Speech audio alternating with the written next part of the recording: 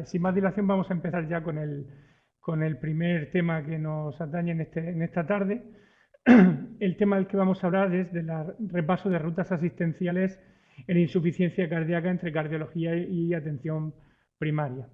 Un tema que ya es recurrente en todas las ediciones, pero que es muy importante refrescar conocimientos y conocer de nuevo pues, las peculiaridades, las particularidades de estas rutas asistenciales.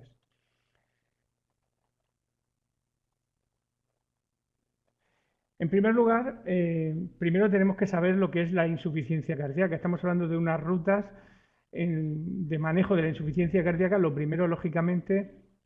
es conocer qué es la insuficiencia cardíaca. Tenéis aquí la definición que, bueno, os la resumo.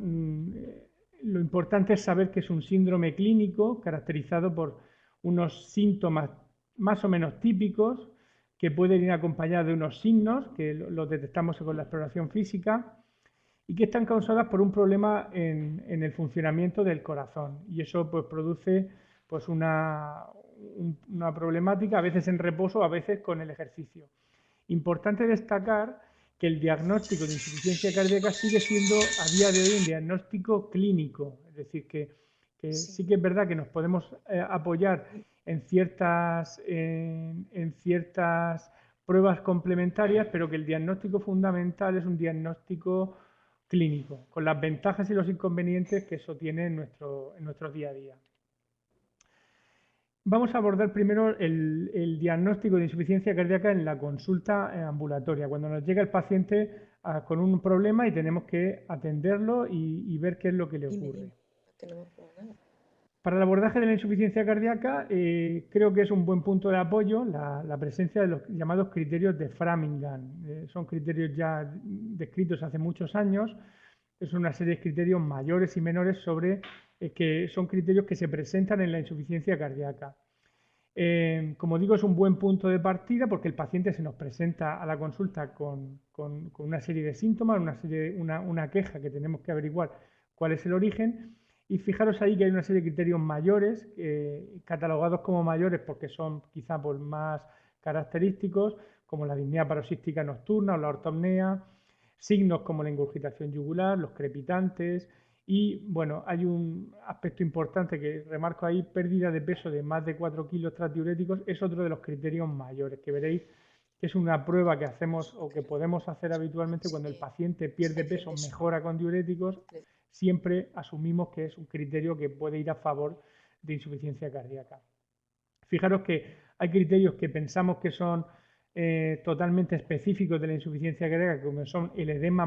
maleolar y la disnea de esfuerzo, y son criterios catalogados como menores, es decir, que son criterios que, por supuesto, que están o que pueden estar, pero que solo su presencia, por supuesto, no nos tiene que decir que eso es una insuficiencia cardíaca sí o sí, es decir, que son criterios menos específicos. Esto simplemente es un punto de partida para que sepáis, porque todo empieza por una buena exploración física y una buena anamnesis, y que en base a estos criterios podemos empezar a construir un poco los cimientos sobre el diagnóstico final. Aquí os presento el algoritmo que es actualmente vigente en el libro de protocolos CARPRIMUR, en el abordaje del paciente con sospecha de insuficiencia cardíaca ambulatoria. Y al principio, sabéis, pues, signos y síntomas de insuficiencia cardíaca. El origen del problema son pacientes que se nos presentan en la consulta. Fijaros que si el paciente tiene de entrada signos de alarma, es decir, que el paciente tiene disnea de reposo, taquicardia, mucha retención hídrica, datos de hipoperfusión, ya el proceso diagnóstico en consulta tenemos que priorizar que el paciente vaya a urgencias, porque el paciente tiene datos de mala evolución. Entonces, salvo estas circunstancias, que es verdad que son infrecuentes que se os presente el paciente a la consulta de esta manera, el resto de pacientes, que serán la mayoría, o se os van a presentar con un tiempo suficiente pues, para hacer una valoración adecuada. ¿Y cuál es esa valoración? Una vez que tenemos una serie de signos y síntomas, el paciente pues, le tendríamos que hacer un electro, porque el electro nos puede puede ver un poco la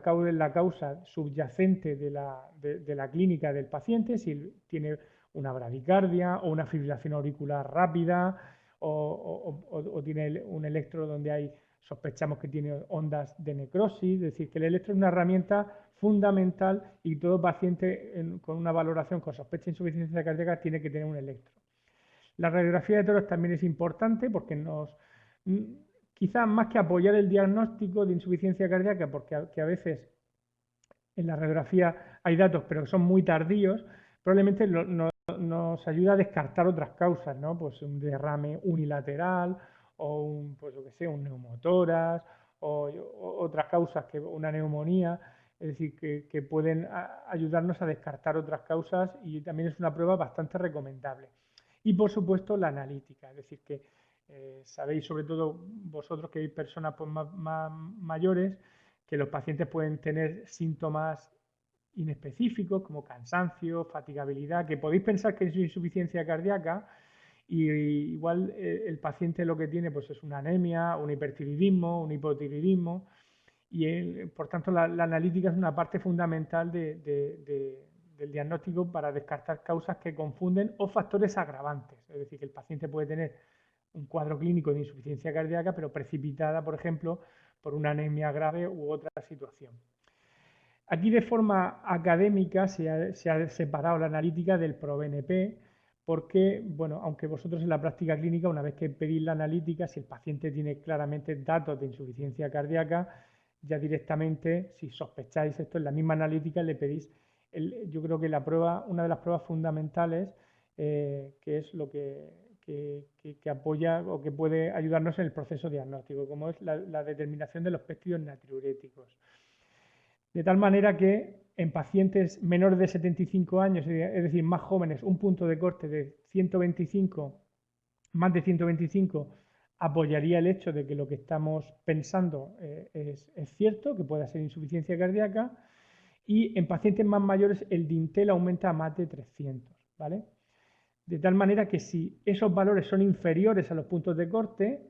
descartamos en un 99,5% de los casos insuficiencia cardíaca. Es decir, si tenemos un paciente que creíamos que tenía una insuficiencia cardíaca por los datos clínicos y los péptidos son normales, pues tenemos que valorar otro diagnóstico y no sería necesario valoración por cardiología. Tendríamos que buscar diagnósticos alternativos.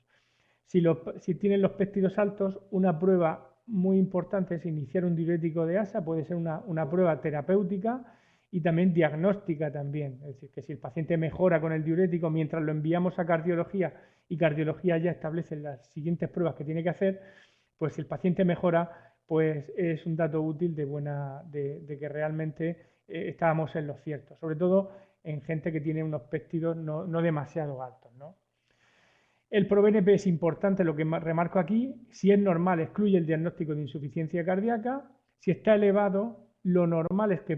tenga insuficiencia cardíaca, pero siempre si la clínica orienta algo, es decir, un ProBNP alto, aislado en un paciente asintomático o con una clínica pues, de fiebre o con una anemia de 7, eso no es una insuficiencia cardíaca, eso es un aumento del ProBNP secundario a otras causas que lo aumentan. Hay muchos factores que aumentan el NT-proBNP. Por tanto, ante la duda no hay que pedir determinación indiscriminada de ProBNP. Es decir, si no hay una sospecha fundada, porque hay personas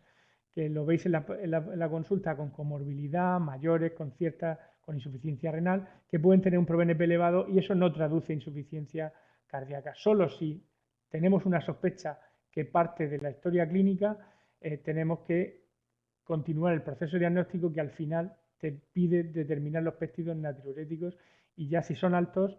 y con todas las pruebas complementarias que habéis visto a continuación, ya cardiología se encargaría de evaluar al paciente. El objetivo de este algoritmo es establecer un proceso lógico escalonado de diagnóstico, ayudar a descartar otras causas secundarias que simulan o precipitan una insuficiencia cardíaca, que eso lo vemos con una analítica, y derivar pacientes con estudio previo completado y un ProBNP elevado a cardiología. Es decir, un paciente con péptidos normales no se debería enviar a cardiología porque ya os repito que prácticamente es un 100% que se descarta el diagnóstico de insuficiencia cardíaca. cardíacas. De ahí que la importancia de los PET natriuréticos o el haber conseguido la accesibilidad en muchas de las áreas. El otro punto importante es el paciente tras la hospitalización reciente, es decir, que el paciente ya no se nos presenta en la consulta, sino que es un paciente que conocemos que acaba de estar ingresado en el hospital. Esta figura es importante porque hasta el 25% de los pacientes, fijaros si es importante que hasta una cuarta parte de los pacientes reingresan los primeros 30 días cuando se da de alta por insuficiencia cardíaca. Por tanto, hay que hacer mucho esfuerzo en hacer una transición adecuada desde el hospital al domicilio para evitar ese fracaso de tener que reingresar al paciente precozmente. Necesitamos ver pronto a los pacientes tras el alta y esto está recomendado en las guías de práctica clínica, ideal en menos de 7 días o en la primera semana. Algunas guías dicen hasta los 14 días, pero es decir, pronto porque la tasa de reingreso es altísima. Esta primera visita, ¿por qué es importante? Para asegurar que el paciente está estable, para control de factores precipitantes si los hubiera, infecciones que lo han podido descompensar, control de frecuencia cardíaca de un paciente que entra en fibrilación auricular rápida y se descompensa, control analítico si precisa, después de haber iniciado una serie de tratamientos. Importante que asegurar que el paciente entiende los cambios realizados en la medicación, que es algo muy frecuente, que la paciente no entiende lo que se le ha hecho y hay muchos errores de medicación, y asegurar, por supuesto, que se la tome. Todo eso es la transición de cuidados y la importancia de la primera visita. ¿Cómo podemos hacer esa transición? ¿Cómo podemos ver al paciente rápido y pronto? Pues nosotros en el área 1, en la RISACA, tenemos la suerte de que en el área de cardiología esa transición la hace la unidad de insuficiencia cardíaca en la que yo trabajo, junto con Amparo, que es la ponente que viene a continuación, con la enfermera de la unidad, y que en menos de 7 días vemos al paciente para realizar todas estas intervenciones y más intervenciones que ya veremos. O sea que nosotros llevamos la batuta, digamos, durante esa primera semana, durante esos primeros meses, y atención primaria está un poco en contacto con nosotros o puede estarlo, pues para ver si hay algún problema que nos podamos solucionar o comunicar unos a otros. Pero realmente es como un observador inicial y la voz cantante, digamos, la podemos llevar nosotros. Pero esta situación realmente no es extensible a todas las áreas. Y realmente las consultas hospitalarias o las consultas por ejemplo, de los centros de especialidades a veces no pueden ver al paciente en esos primeros 7 días. Entonces la transición la debería hacer atención primaria, como se puede hacer en procesos como el EPOC o en otras enfermedades. Y esta transición, los pacientes tienen muy interiorizado que el médico de atención primaria los pueda ver, enseguida van a su médico a enseñarle el informe y el médico tiene contacto enseguida y en esos primeros 7 días casi siempre los pacientes van y el médico los valora, pero es importante la labor de enfermería en estas primeras 48-72 horas del alta, que ya veremos cuando Amparo hable sobre la transición, cómo enfermería podemos ayudarle a que realice una serie de preguntas muy sencillas, pues para asegurar que el paciente entiende la medicación, que no tiene ningún problema y que si hay algún problema que detectan ellos en esos primeros 3 días incluso lo pongan en contacto con el médico de atención primaria. Esa sería la transición en hospitales sin unidades de insuficiencia cardíaca, porque repito, una cuarta parte de los pacientes reingresan en los primeros 30 días. Si no ponemos un esfuerzo en este tipo de enfermos, pues difícilmente podemos ponerlo en otros, porque son pacientes de altísimo riesgo. El objetivo de este algoritmo es conocer estas redes asistenciales tras el alta, poner de manifiesto el papel fundamental de atención primaria en la visita precoz posalta, revisión del informe, tratamiento, necesidades analíticas, sobre todo en los pacientes, como repito, en la mayoría de los centros que no disponen de un seguimiento estructurado posalta como tal. La coordinación con cardiología será fundamental también, que establecerá el destino del paciente en función de su perfil. El tercer escenario es el paciente que ya ha salido del hospital, tiene una insuficiencia cardíaca ya conocida, se ha estabilizado. ¿Y qué ocurre con ese tipo de pacientes? ¿Cómo interrelacionamos ese seguimiento de cardiología con la atención primaria? Pues este esquema, que también sacado de los algoritmos Karp-Primur, en el apartado de insuficiencia cardíaca, lo que establece es simplemente, si os fijáis en verde, es que el paciente candidato a seguimiento por atención primaria de forma exclusiva sería aquel paciente asintomático con síntomas leves, el paciente que no tiene congestión importante y que sobre todo que esté estable, que no se ha descompensado en los últimos años y que no necesita además pues implante de marcapasos, dispositivos, es decir, no necesita una actuación cardiológica específica en ese momento. Por supuesto, la idea sería que el médico de atención primaria pues hiciera el seguimiento que hace en este tipo de pacientes, pues un seguimiento clínico, una analítica pues, cada 6-12 meses, pues como otro paciente, pues porque son pacientes mayores, con insuficiencia renal, con que pueden tener anemia, es decir, ciertas comorbilidades que normalmente por protocolo se suele hacer una analítica entre los 6 y 12 meses y ver pues, si hay otras comorbilidades que influyen en el paciente, ¿no? Son el seguimiento quizás estándar del paciente ya crónico que todos conocéis. Y importante que ante empeoramiento de la situación clínica o dudas, aparición de nuevas alteraciones, haya una vía rápida de comunicación con cardiología. El objetivo de este algoritmo es reconocer el papel central del médico de atención primaria y digo médico, pero tengo que añadir médico y enfermería de atención primaria en pacientes con insuficiencia cardíaca, incluido la fase crónica, seguimiento exclusivo por atención primaria en pacientes muy estables, optimizados y ya con un plan diagnóstico terapéutico claro y establecido, seguimiento coordinado con cardiología en el resto de pacientes, es decir, paciente que tiene citas cada año o cada 6 meses en el cardiólogo del centro de especialidades o del hospital, pues llevar una coordinación por si surgen dudas, que siempre surgen, y importante la respuesta rápida de cardiología ante la aparición de incidencias. Y entro ya, me quedan 2 minutos, cómo contactamos con cardiología de nuevo en caso necesario, que es un punto yo creo que es fundamental. Cuando hay problemas en el seguimiento, pues nos interesa una respuesta rápida para darnos seguridad. Cuando hay cuestiones relacionadas con sospecha de descompensaciones, los pacientes, lógicamente, si tienen criterios de riesgo, pues como hablábamos en el algoritmo 1, pacientes que llegan muy malos a la consulta, a urgencias, con los criterios ya documentados previamente. Si el paciente no tiene criterios de riesgo, hay que aplicar la pauta flexible de diuréticos que normalmente el paciente debe tener en el informe, es decir, aumentar el diurético, descartar causas secundarias si las sospechamos y si no mejora, ya sería el momento para que hacer una interconsulta no presencial, lo digo no presencial porque es la manera más rápida de contactar con cardiología y ya cardiología, si confirma que efectivamente esto es así, pues probablemente aconseje derivar al hospital de día, que son ellos los que directamente nos llaman a nosotros y sin pasar el paciente por urgencias, lo derivan al hospital de día y probablemente en menos de 24 horas el paciente, desde que se hace la INP hasta que el paciente lo tenemos en la consulta sin pasar por urgencias para tratamiento diurético, lo podemos obtener rápidamente. Y eso en la semana pasada hubo un par de casos que fue así cómo se siguió al paciente y cómo al final se hizo la evaluación. Cuando hay problemas relacionados con otras cuestiones, es decir, alteración de arritmias, alteraciones iónicas, dudas en general, pues la INP también es la respuesta, la herramienta fundamental para realizar una interconsulta cardiología y una respuesta rápida. Por todo ello,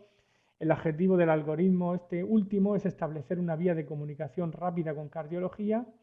ofrecer un entorno, por tanto, seguro para atención primaria, un flujo ágil y flexible en función de las necesidades o situación del paciente, no es dejar solo el paciente o el médico de atención primaria con el paciente, sino que pacientes de todos y cuando surge un problema rápidamente se da una respuesta. La INP es la herramienta fundamental, sin duda alguna, y la posibilidad de remitir desde cardiología a hospital de día de forma inmediata, que eso también da mucha satisfacción, evitar ingresos y el paciente en vez de estar dando tumbos por urgencias, poder remitirlo de forma rápida, poder intentar solucionarle el problema. Y es importante que el paciente reconozca precozmente los datos de descompensación, de ahí la importancia de la educación, el autocuidado y de recordar conocimientos a largo plazo.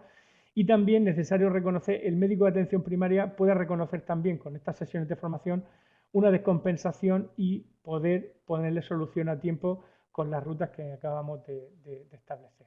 Muchas gracias.